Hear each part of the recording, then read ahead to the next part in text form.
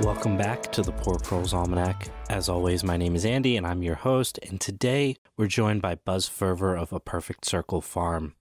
You might know Buzz from his involvement with the rediscovery of parts of John Hershey's farm in Downingtown, Pennsylvania. And not only is he a wonderful resource of historical knowledge on the tree crop movement here in the United States, he's also a phenomenal plant breeder with some really interesting stuff going on.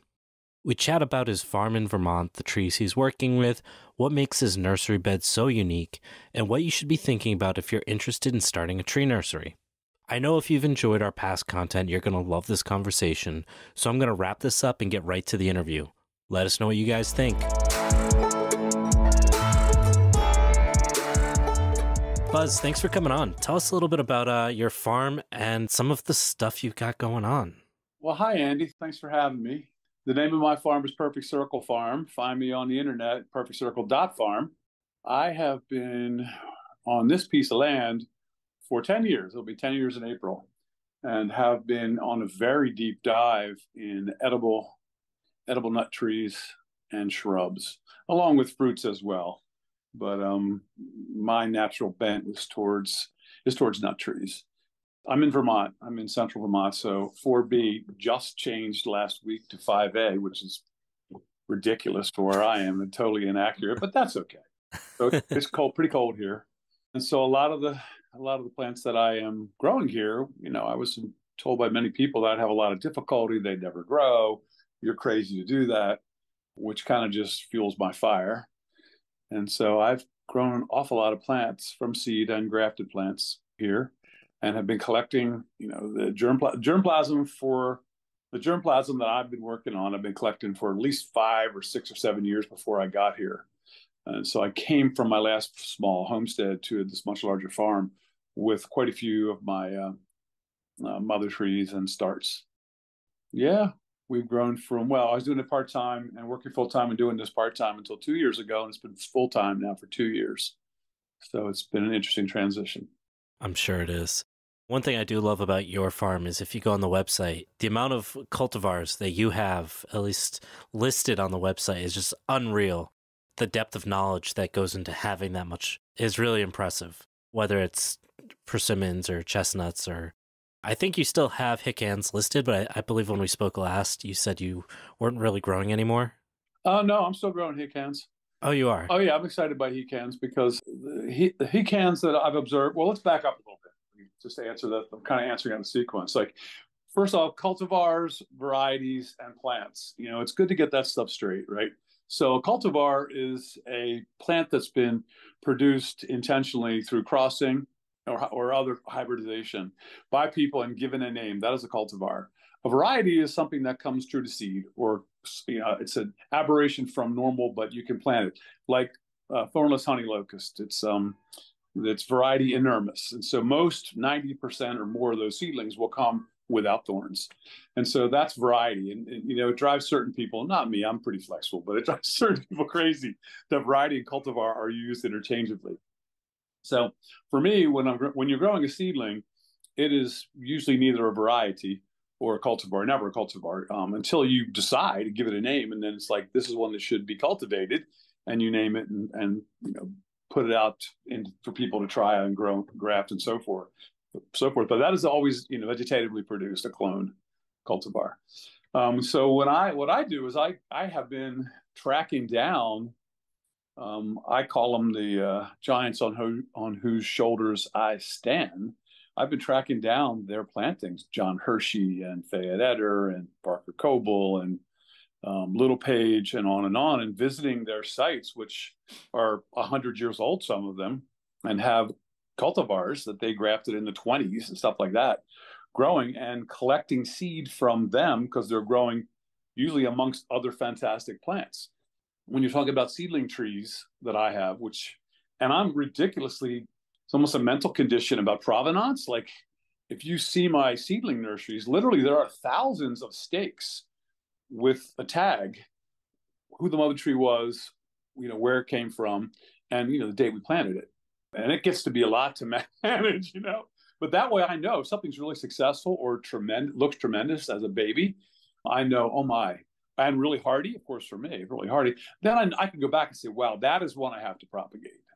And so that's kind of how I kind of organize this farm. Is most of the seedling trees, which I do have hundreds, if not thousands, of different selections, are organized by their mother tree and from what orchard they came from.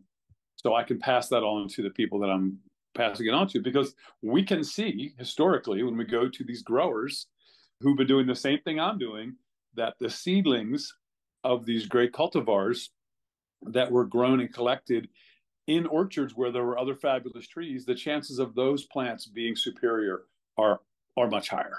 And that's been proven over the past 100 years. The past 100 years of what I've observed, especially with John Hershey, makes it real clear to me that, yeah, the best way to get improved cultivars, to improved seedlings that then can be turned into cultivars, like, wow, this is a great one. And John Gordon, who you may or may not know about, he was another one. He was constantly planting thousands, if not tens of thousands of seed in order to get the improved selections. And a lot of those lessons come from, the dude in California, moved from Mass to California, famous plant grower. He's got an encyclopedia, Luther Burbank. Yeah. He would plant 100,000 seed, select 2, and then breed those together and keep going, He was out of his mind as far as seed selection.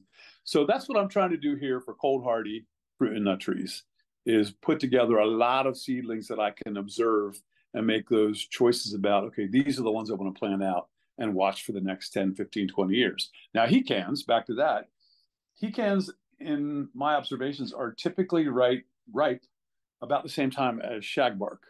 And shagbark is typically ripe about the same time as shellbark. So shagbark and even shellbark in zone 5, shagbark in zone 4. Here where I live, just 2 miles from me, there are some big old shagbarks that someone planted down in town that produce every year. So I have hopes that I can get hecans to fruit. Maybe not the giant ones, the McAllisters and the James and the ones that are, as big as a lemon. But a lot of them are smaller and they're shagbark size. So I think a lot of them will fruit. And of course, hecans are my favorite hickory nut to eat, the one I love the most. I mean, it's hard to turn it down. I mean, it's got the best of both worlds, hence why people are doing exactly. it. And they're always thin-shelled, easy cracking, come out in halves and quarters easily. You don't need a massive cracker. It's not like opening shell barks where they can be brittle and they still come out well, but you really have to wail on them. So it's just an easy nut to crack and eat, and it's delicious. It's my kids, it's their favorite nut by far. Yeah. So the selection you have, I know on your website you've got, I think, like 8 different hecans. Is that what you're still growing out where you are right now? Or have you kind of whittled it down since you moved? No, I'm still growing them all. I'm still growing. It's probably more than 8. I mean, I don't, McAllister, James, Bixby, Coble Sweetie, Country Club, Clarksville, T92. I'm sure there's 5 or 6 more. I don't have them all every year. It's very hard to get hecan seed. You have to go and collect them yourselves. It's impossible to trade, almost impossible to buy or trade. Yeah, there's a bunch more. Yeah. Hecans, Eder Hybrid, Burlington, Wright, aka Hershey, Marquardt. The list is pretty long of all the hecans. That's not counting the bitcans, which I love them to eat too, usually. Yeah. Now, are there any in particular that you're uniquely excited to see how they play out, or are you just kind of still in the let's see what happens? So I defer to John Gordon. Now, John Gordon was a grower in Buffalo, New York, and you can find his website on the Wayback Machine. It's Nut Trees North. John Gordon and John was a very active member in the Society of Ontario Nut Growers, which goes by song. And Grimo and Doug Campbell and several other people were very active in that Society of Ontario Nut Growers. And they wrote a book. Actually, John Gordon wrote the book, and it's called, I'm going to forget what it's called. I'm going to go pull it out. Do you mind if I go grab it? Yeah. Is it the one, I think it's called like nut propagation or something, like really? Yeah. So it's called Nut Growing Ontario Style. It is a little paperback like this. And it is 97% reference. He writes everything in bullet points. There's no story. It's like bullet point, bullet point, bullet point, bullet point. And nut growing all business. Huh? All business. Well, it's organized.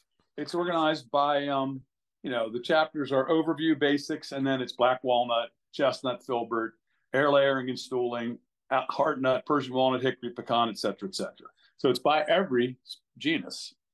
And what it is, it tells you how to propagate, what the needs are, how do you handle the seed, what the highlights are, grafting, how to plant out. He's got charts from every single one of the genus on. He organizes the plantings by butt area. So that if you take the size of the tree, figure out the butt area, it's X much butt area of stump per acre. And then he tells you how to cut them out over time, right? Because a lot of these trees need to be pushed up. So it's a really interesting book, and it's no nonsense. So from a propagator's perspective, I've learned more from this little book, which is, of course, out of print. You can get it online, or you could get it online. I've been trying lately. There are no copies available, and it used to be cheap, and none of the good books are cheap anymore. But if anybody's interested in growing nut trees, I learned more about the fundamentals of growing nut trees from this book than any other book have read. And so John Gordon talks about seedling selection, and he talks about what to look for in promising seedlings. And Big in Buffalo, which is 5B, I think, he's still growing in a pretty cold area. So he talks about in the second or third year of looking at seedlings, what you're looking for is large dark green leaves, which show you that the plant is very, very vigorous and has a lot of chlorophyll, so it can push really hard. As far as solar collectors are huge, relative vigor, like it grows much more quickly than most of its surrounding neighbors of that same seed lot. And then bud placement. He talks about how the bud should look in order to foretell the traits of rapid growth, vigor, and good production in the future. And so I use his kind of model for selecting from all these different plants the clear standouts that are much more vigorous, much darker green, and have better bud placement. So what John Gordon did, which was fascinating, is he would find one of these things after its second or third year, these seedlings that he thought were vigorous, and he would take them and graft them onto another tree, a great big one. And he called that tree's parking lot, and he would put 20, 30, whatever trees that he was evaluating, seedlings that were only 3 years old, on these much larger trees, which would push them into fruiting in a year or two. And then he could get a much quicker evaluation. And that's how he was able to introduce so many heart nuts and hickories and pecans from his work, because he was pushing them using this parking lot method, which has been used by others as well. So what I'm looking for here, if I'm planting blocks of 8 different hecans, I'm looking for the hardiest, most vigorous, best looking outliers. And those are the ones that I plant out here for observation and to watch them grow. So that's how that works. Nice. Now, and amongst all the various hecans, I would not say there's any one that stands out as superior. It's like, oh, that's the one I'm going to plant the most of. None of the hickories have much of that. I will take that back. So Granger throws some amazing seedlings, huge, dark green leaves with lots of vigor. And Granger is a shagbark, most likely, pure shagbark. Found by John Hershey in Granger County, Tennessee. Not far from nice. Not far from Bonnaroo. Nice. Yeah, that's awesome. It's really interesting stuff. Now, I know you do some really intense volume for tree crops. I know when we'd spoken last, you talked about having like 50,000 seedlings going. Yeah. And you mentioned that you've got some really unique styles for how you're managing your nursery beds. I don't know if you could talk about that a little bit. Sure. So we'll use the example of persimmons, which is what your 50,000 seedling references of. So persimmons is my favorite fruit, always has been my favorite fruit. So I grew up in central Pennsylvania, or southeast Pennsylvania, center part of the East Coast, and there were persimmons around. Not a lot of cultivars, but a lot of pretty cool plants that we would eat. So I have always loved persimmons, and when I found out there were cultivars of them, and then got around to tasting some of the cultivars, I kind of had another meltdown about, oh my God. And then planted them by the hundreds here in grafts in Zone 4B where I am, and they all died. I couldn't get any of them to survive. Some would survive one winter, sometimes they'd go 2, and then they would die down to below the graft. And so that was kind of a blow. And simultaneously with that, I started planting seedlings, also organized by provenance and mother tree, and with the idea that probably embedded in the historic genome of the genetics of the tree is hardiness that is above normal, or much more hardier. So cold tolerance there. And I've heard of some other growers, and so I started planting them by the thousands, and they would die by the thousands. Especially, they would burn back to they would winter die. The cold would kill them to the ground a lot of times, but it wouldn't kill them all the way. And some of them, would die really bad the first year, and then the second year they would die less bad, and the third year they would die less bad, and so forth. But as those years go by, the number of them that would die back the least were the ones that I would be attracted to, and then would collect and line out. And out of 35,000 seedlings from all cultivar Virginiana, very few hybrids. I'm trying a few hybrids now. I have just one plant that has shown 0 winter dieback in 4 winters. That's my baby. I have maybe 30 that are just behind that don't show much dieback. And I've also identified a couple different cultivars that seem to show much less dieback than normal. And other than those two, I've probably trialed 40 or 50 cultivars in many hundred, half pound to a pound, 300 to 600 plants each.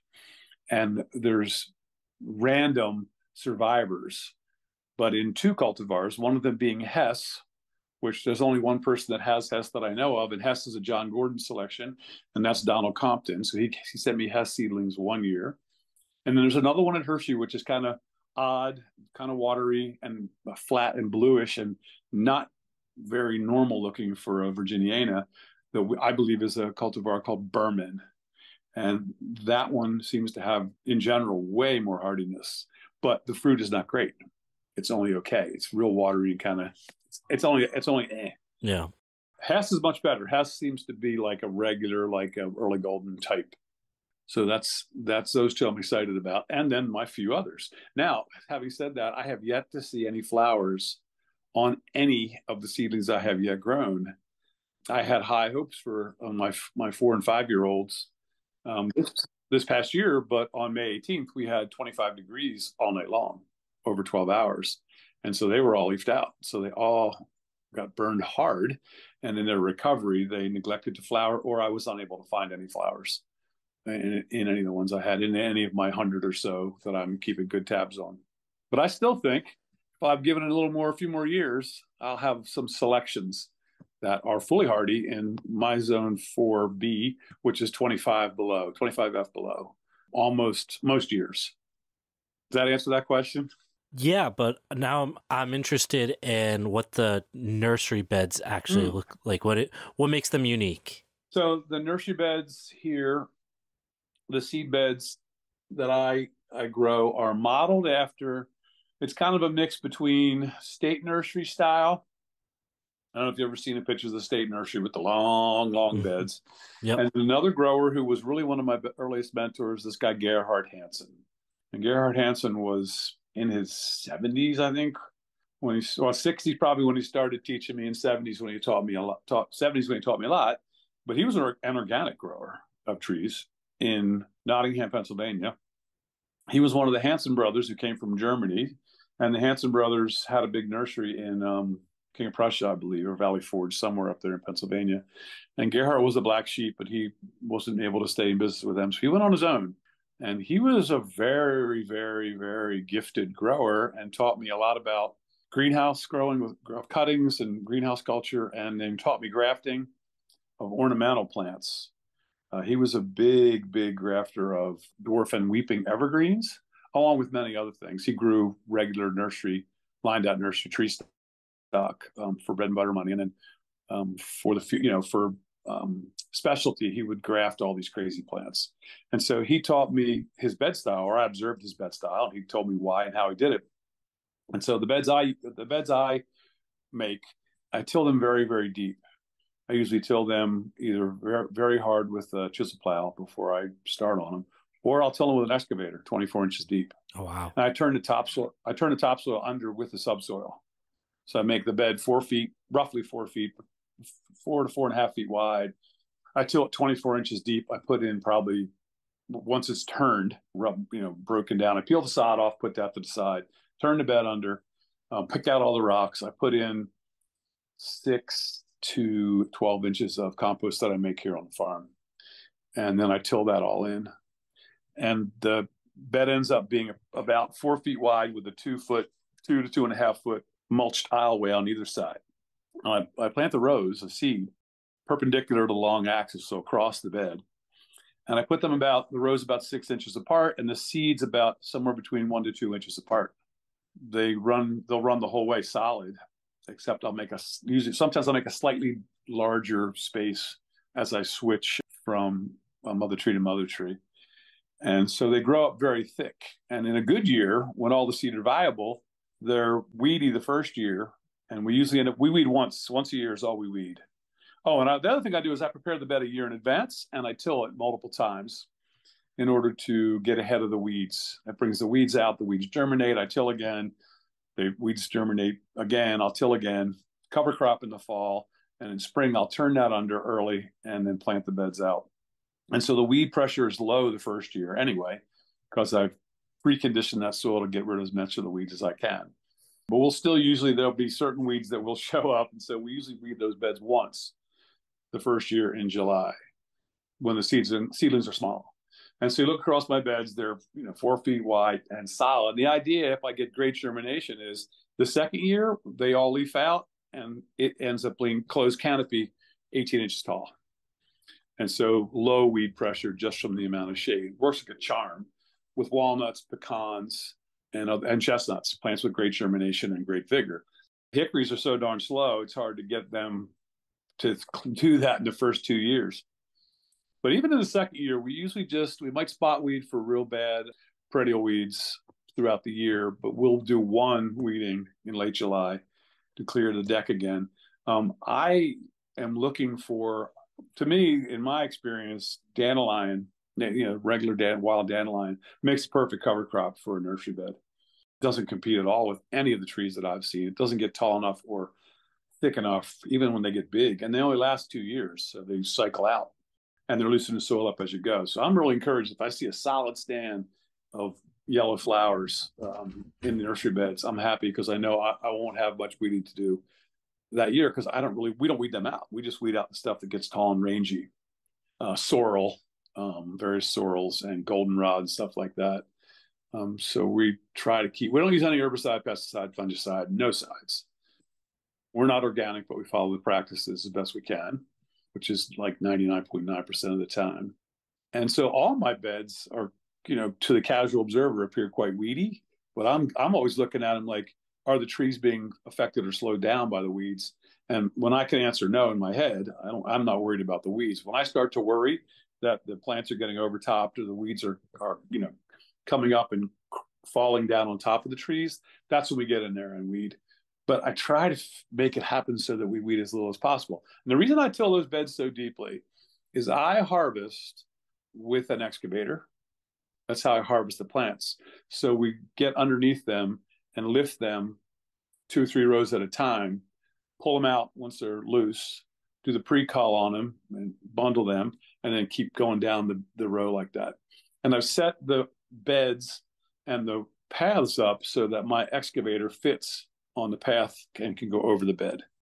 Usually we'll get one bed started or out easy, or look for an opportunity so I could be in the one row over from where I'm actually harvesting. But sometimes I have to harvest the row right on the row. So basically we just run on top of the plants, and the plants just bend out of the way and they're popped out.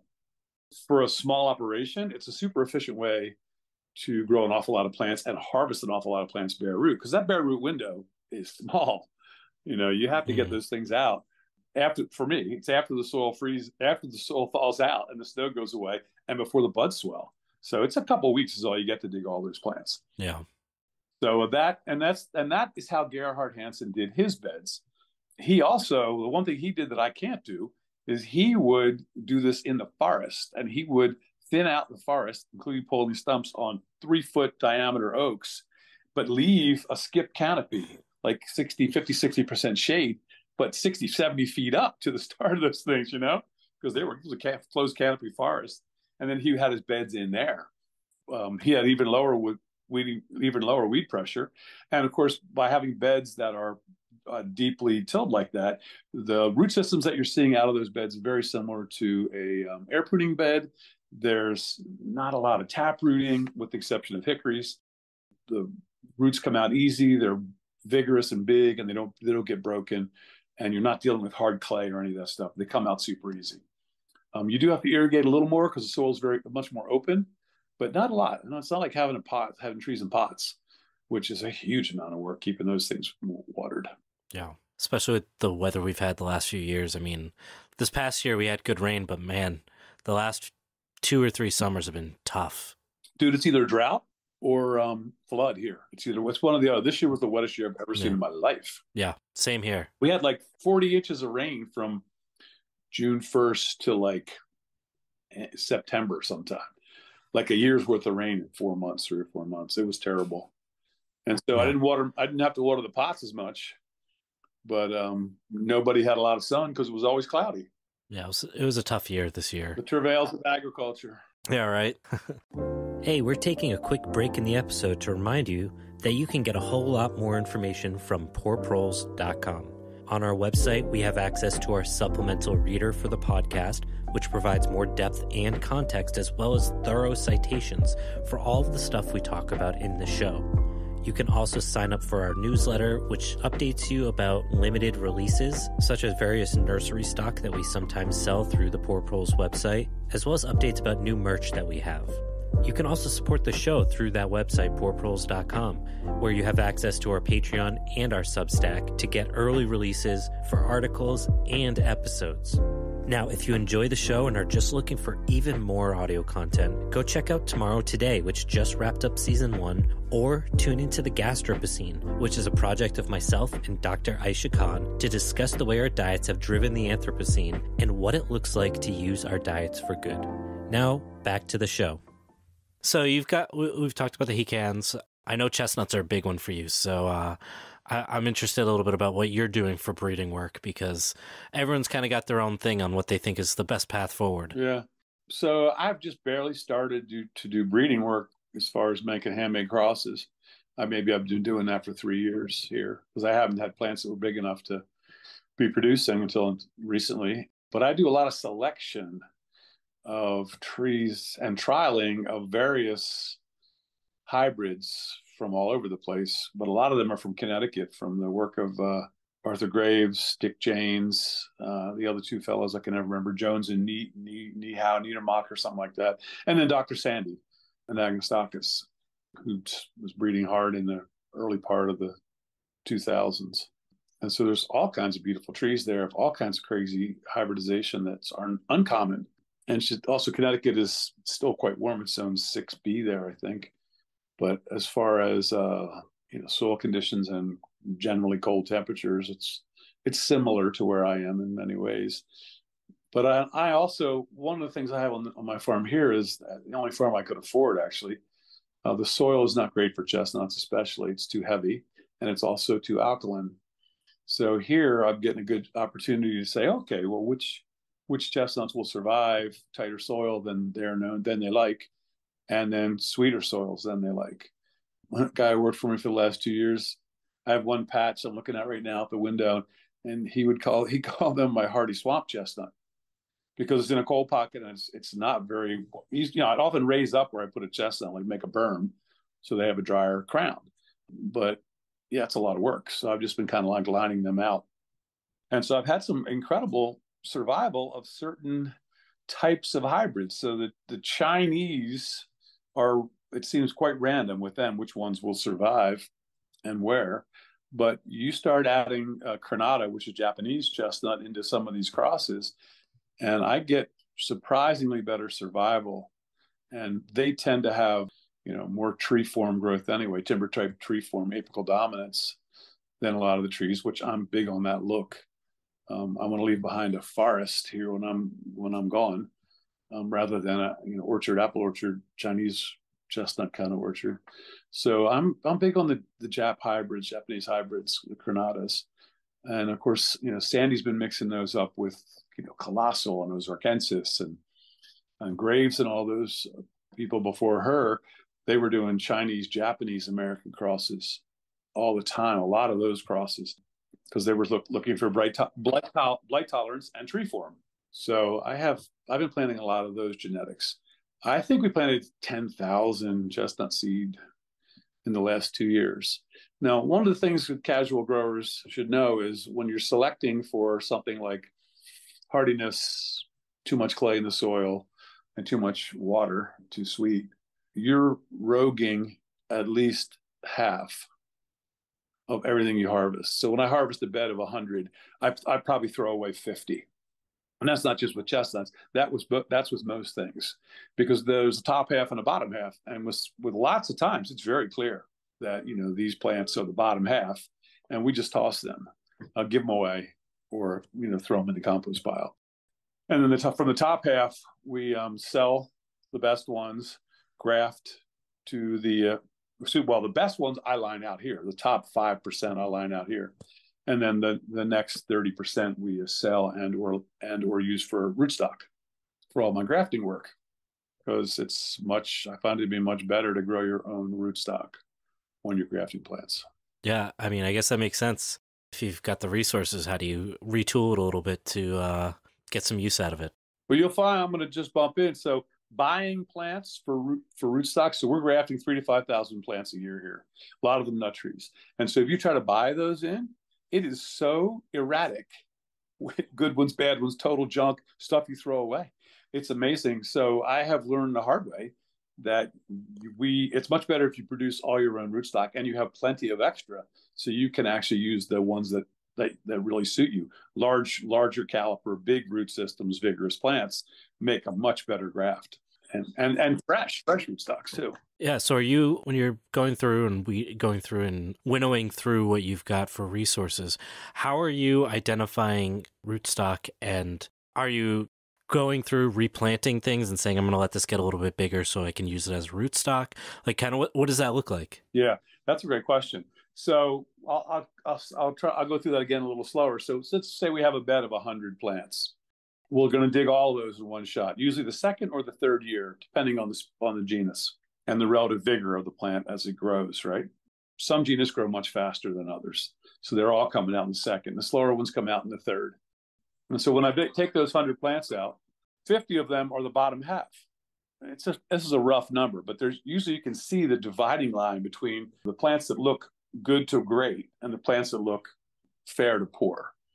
And so I will usually sort out those fair to poor ones and discard them, because the investment in trying to take them forward, it's not worth it, because they don't have enough vigor on their own. They've all been given an equal shot in that bed, and certain ones just prevail. They just grow better. The root systems form better. The nut was stronger. There was more resources in that nut.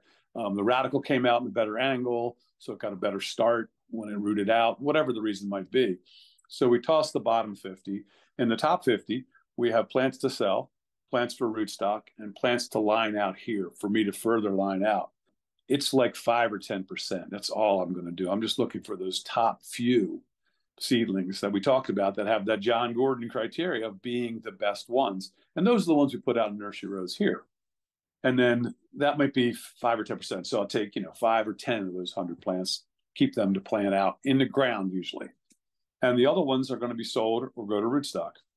Rootstock selection is different kind of than for sale, actually, because with rootstock selection, I want a real strong, really vigorous root system, but it can't be too big. I have a certain pot size, which it's 3.5 by 3.5 by 9. So that rootstock has to fit in that pot. So that's how we sort rootstocks. Like, what are the best ones that'll fit in the pot? The ones that are better than that, they all get sold out to the public, because I'm trying to get the largest plant I can to fit in that pot, but I don't want to cut them and hack them. Then you're destroying the root system. It's just no fun to do that. They're not going to bounce back. They're not going to perform as a rootstock. And so that's what we do. So that's how we make that cut. That's how I kind of figure out, like, we'll go through an inventory, a bed of 100 plants. Oh, there's 100 of this one. Okay, I got 50 I'm going to throw away, 10 for me. I need 20 rootstocks. That means I have 20 for sale. That's how that works out. It's an interesting model. And I guess, like, so when you're identifying rootstock, I'm assuming you're using that for selections from other beds. What do you mean? So you've got your 100 trees, 50 are tossed, 20 are going to sale. 20 are 10 are for Yep. you know, improved genetics, Yep. 20 are for rootstock. That rootstock isn't getting applied to what you just harvested for your improved lines. That's going to either cuttings from other trees, Exactly. things like that. Those rootstock plants, and the way it works. So it's also successive is Well, but those where I'm getting rootstock at. plants, the rootstock plants and the one's for sale, they go into a cooler. We have a large cooler. We put all the bare root plants that we're going to keep and sell or plant. And they're held at 35 degrees, 34 degrees until we're ready to process them. And the rootstock ones, so we'll ship out all the orders. They all go out. When the weather's conducive and I decide to line out a bed here, we'll line the ones that went for me out. And then the rootstocks go this is an interesting thing to understand, is we will graft onto them that same year. We take them from the cellar, put them in the greenhouse where I have the heat on at 75 or 80, and then push them into leaf. They start budding out and they start leafing. And they are typically still bare root, and they're either going to be in buckets of water or they're in buckets of buckets of wood chips, well-rotted wood chips. And once they start to leaf out, that's when we hack the top off, graft them, and then with most nut trees, the minute we graft them, or the soon after they're grafting, we pot them up. And those plants stay in the greenhouse, and they heal and start to leaf out, and they'll be in the greenhouse for about a month. Maybe longer if we have time and space. Maybe all summer, if we have a summer like this, we'll barely be able to fit ourselves in there because there's so many grafts that we're trying to push along. But most of that stuff will get used in the current year for the rootstocks we need for this year. The stuff we're going to plant out for ourselves, there's two ways that can get lined out. That can go out in a nursery row where they're planted on 2 to 4 foot centers for further observation, or they can go back into another bed planted maybe 5 or 6 across the bed, that same shaped bed, where they might be for 2 more years. So I can observe them more closely. Persimmons I usually get persimmons for about 4 feet before we put them out in the wilds of my back 40 to fight it out with the deer and the weeds. They're back there. Are they getting hit by deer? The persimmons? Yeah, I've always thinking, I'm going to get a deer fence. I'm not big on, tree tubes work well, but it's a lot of maintenance. And I'm not a big fan. I got enough plastic in my life. So I tend to just plant like an awful lot. And then I plant a lot of prunus and malus for the deer to eat, like catch crops almost. I give them something to do, right? And I also plant a lot of the nursery rows that I'm improving far to the back because I'm cascading down my field. I plant that out in deer plot. I plant the cover crop in the fall as deer plot food. So the deers are there hauling through that, eating the plot, whatever's growing in the plot, turnips and radishes and other grasses they like all winter. So they're fooling with that a lot and, destroying my apples and cherries that I planted out for them, bush cherries and apples, Yeah, my persimmons, I've never had them get hit by deer. So I've heard some people say they've had that problem. The leaves are so leathery. I have a hard time seeing it. Yeah, it's not the leaves so much for me here. The deer hammer my stuff. Chestnuts and persimmon, they hammer and they go for the buds. In the winter, yeah, they chew the bark and the buds. They pound them. Yeah, apple is their first choice, man. Apple and cherry is like deer crack. So that's the first choice. They'll pound all them first. And if they run out of that, then they'll start in on. They'll also do hickory. Yeah. They leave black walnut alone. And chestnut's not too bad. But yeah, they depends how hungry they are, what they have to chew on, how deep the snow is up here. You're also doing some work with oak trees and bur oaks, which I'm a big fan of. We just did a bur oak competition. Right now, we just closed it up. I got to finish going through all the ones that people sent me. The biggest one I've got is the acorns are 1.6 ounces each one. 1.6 ounces. Which is 400. Big boys. 650 grams or something. Yeah. That's monstrous. Is that right? Yeah. Yeah. It's about 40% bigger than the next one. Is that cap and acorn? No cap. I've got some. It's like they're like 10 feet away from me. If you want to see them, go get them, man. Yeah. Hold on one second. I'll hang on. Here we go. Look at these things. Yeah, that's a monster, man. Yeah, they're friggin'. It's hard to contextualize, because I need something to put it next to. All right, here's a pen. Oh, I yeah, I collect these too, right? I have sources, and that's the biggest I've ever seen, I think. Yeah, it's the biggest I've seen either, by a pretty good margin. Yeah, there's some great. I don't know if you know who Mike Stringfield is. I don't know that He's in name, no. Kansas. He has an unbelievable one. And then Dale Hendricks, you probably know Dale. Dale, yeah. Dale's one in his woods. We call it Dale's Giant. It's almost that big. Oh, It's one size, just yeah. one size down. And then Hershey has a couple big ones. And then, do you know who Lucky Pittman is? I know the name. Lucky has That's a about it. collection of grafted oaks, which is that's whose collection I'm predominantly grafting over. Is he's been collecting them for 30 years, so he's got a great selection from Don Cobb and from Danielson Ithaca. He's got this one, it's Burr by English. It is monstrous, man. It is just, and lots. I mean, just a huge amount of nuts off that tree. And then Hershey's got this really sweet ones, which I think now the sweetest of his might actually be Ashworth, which is a white hybrid. Small, but it's sweet. You can eat them like chestnuts. They're just, you can just eat them. And that was found by Fred Ashworth and grown a lot by Bill McKinley. Is that the one I found on the side of the road? That's the one he found on the side of the road. Yeah. Yeah. I think Ken Asmus has some of those too. Probably. Ken loves oaks too. He does. Yeah. We chatted quite a bit about him. Yeah. So you've got a few selections. Anything in particular that you think that you're particularly excited about or interested to see how it handles your nice cold weather? I have probably 30 or 40 selections of oaks grafted, 2 winners, 3 winners, 4 winners in. So like Dale's Giant, which is the next size down from the one you have there in Pennsylvania. Now here, they don't get that big.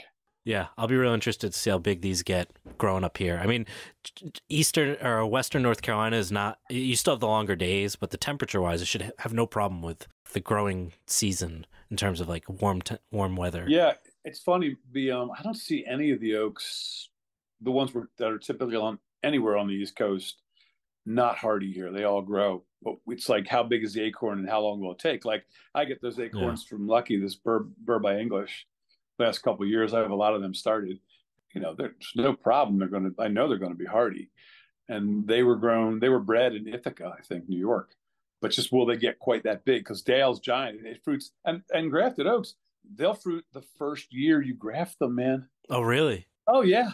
It's crazy to see. The first year and sometimes the second year, they'll fruit even, you think, oh, that's just because there's flower buds on your grafting stock or, you know, on your sign. But no, the second year, there'll be even more. And like these Dale's Giant, you know, they're putting acorns on the second and third year. So I get acorns on them every year. But they just don't, you know, we're getting cold and they're still not pushing out of the cap like they did. They don't get that size. They're probably 2/3. Yeah. And that's probably going to be the case with all of them in zone 4B. They're just not going to get as big. So the small ones, you know, that are dime to nickel sized, that are sweet, like Ashworth. And Ashworth, that's 3. He found that one with 3B. So that thing, really, yeah. Well, that makes sense given where he was. Yes. Well, you know, Potsdam, right? Whatever that town is up there. Yeah. So he found somewhere up there, and so it's hard as nails. And Hershey and Hershey and Ashworth were in communication. So now that I have them both grafted here and can observe them, like, oh, these are the same plant. You know, because the Hershey's, there's no tags on. There's not a plant with a tag on it. But it would make sense. Yeah. You know, once you think about it. Yeah, they'd be exchanging germplasm for sure. Yeah. And it is sweet. I can tell you that one, which I have it tagged as CDS number 1, which stands for cul-de-sac, first one in the cul-de-sac. And it is the deer's choice. It is literally, they'll go to that before persimmon. You cannot concede off that thing unless you're there when they fall, because they're gone in the morning. And the deer, I don't know if you know this, the deer split the acorns in their mouth and spit the shell out. No, I didn't. I've never seen a deer eat an acorn. Oh, they eat these like, they love these. Well, deer love chestnut. Crazy over chestnut. Same thing. They spit the shells out. And same thing with persimmons. At Hershey's, when the persimmons have dropped insanely, there's a couple there that drop like in 1 week, every one drops. The deer spit the seed out. They eat the persimmon and spit the seeds out. They don't chew them up. Because the ground is littered with, like, you know, a solid 1/4-inch deck of persimmon seed. Is wild to see. That's insane. Yeah, you start looking at these trees and then the interaction with the different animals that are involved. It's like, wow, who knew the deer would spit shit out? Yeah, that's cool. Yeah, and it's good because otherwise, you know, now you've got a nice little seed bank. Yeah, well, for persimmons. Yeah. for acorns and chestnuts, all you have is empty hulls, and it tricks you because they'll split them enough so that it's still half of this. It looks like it's still a whole seed. You pick them up like, damn, another empty one. Yeah. Buzz, for folks that want to see what you're doing, do you have social media or website, anything like that we can send them to? I have my website. It's mostly, there is a gallery there. And if you click on the photos in the gallery, it'll pop up with a text. But I think a lot of people don't know that. So just scrolling through the photos and it's just, you have no idea what they are. If you click on the photo, the text will come up. It tells you what it is. And it's kind of the highlights of the things I've collected over the past 4 or 5 years. And then on my Facebook page, I'm trying to understand how Instagram works. And frankly, it's still mysterious to me. I have Facebook dialed in. I'm old, Facebook's for old people, as they say. So my personal page, Buzz Ferver, it kind of keeps you up with what I'm doing and some of the crazy stuff that you might want to see. I have a Perfect Circle farm page because apparently you can't get any integration with Instagram without, that kind of a Facebook page. So I have that. I don't even go to it. It's just, I'm too busy with just my life, growing stuff. I need somebody that just wants to do social media for me, like a volunteer, just who'll work for Seed Nuts or something. At least someone who could tell me how Instagram works. I have young friends that are like flower farmers and nut farmers, and their Instagram shit is spectacular. I'm like, how do they do this? What is it? What is all this? How do you get all the text on there and little videos and stuff? Like right over my head. But my my if you need a website hand, I can help you with that. Yeah, okay. I've been fairly successful on social media, on Instagram, so yeah, you are. I get a little following. I go to social media. I go to Instagram a couple times a month just to see if there's something magical will happen. I've recently started following you. I don't know if you saw that, but I did go back to your stuff. Yeah, you've got a lot of really cool plants. People need to see them. People need to be aware that they can buy them. Yeah. It's part of this whole thing. We had this whole conversation before last week about trying to get these stories out there. So anything I can do to highlight the work you're doing, I'm happy to do. So the website's perfectcircle.farm, right? Perfectcircle.farm, and social media, Buzz Ferver on Facebook. And it's public. Anyone could go there, comment, and do whatever. There's no, you can try to friend me, but I think I have 5,000 friends already. So it's like, it might not work. Yeah. Awesome. Well, Buzz, this has been really interesting. Definitely going to want to follow up with you about a whole bunch of other stuff we didn't even get to talk about today. Permanent agriculture history, tree crops history. Yeah. There's a lot of stuff to unpack, and there's only so much time only so much time we can do it at a time. Exactly. Well, if you wanted me to come back at some time and talk about, the historical visits I've made, what I've seen, what I've learned from those, that kind of stuff, I'd love that. Whatever you want is fine. I have more time in winter, as you know, so if you want more time, we can work that through. Yeah, absolutely. We'll set something up. Anything you want me to round up, pull things together, other pieces that would, make what we said already more coherent? I think it came up pretty good.